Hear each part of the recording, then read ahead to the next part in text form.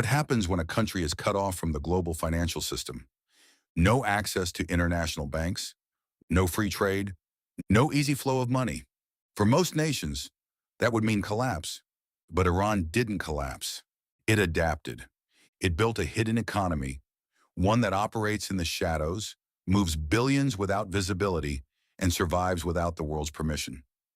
This is the story of how Iran learned to live without the system and what that reveals about how money really works.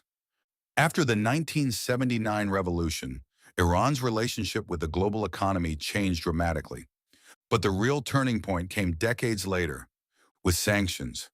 Sanctions are not bombs. They don't destroy buildings.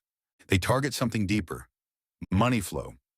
Iran was gradually cut off from global banking systems, including access to SWIFT, the network that connects banks worldwide. Imagine trying to run an entire country without being able to send or receive money normally. That was Iran's reality.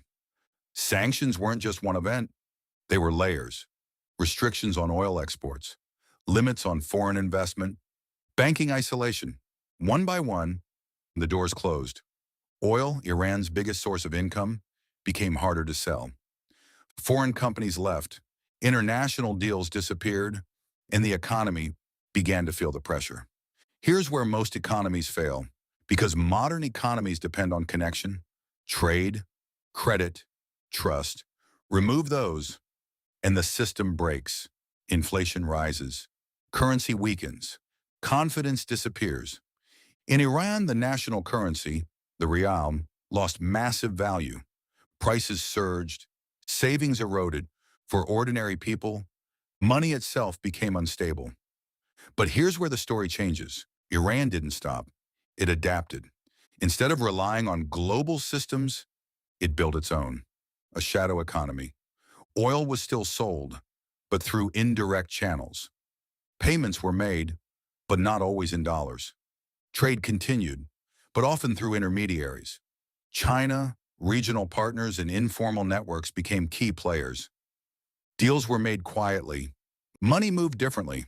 The system changed, but it didn't disappear. One of the biggest shifts was moving away from the US dollar.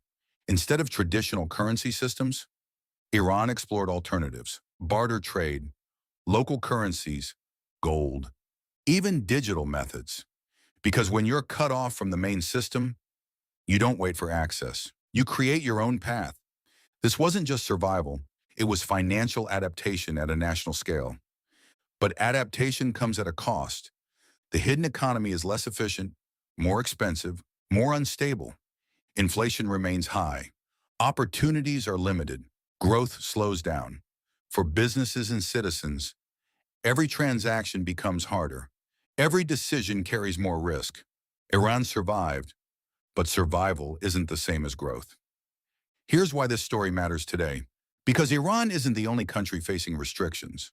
Around the world, nations are exploring ways to reduce dependence on global systems. Alternative trade routes, local currencies, new financial alliances. The idea of a single global financial system is being challenged, and Iran may have been one of the first to adapt.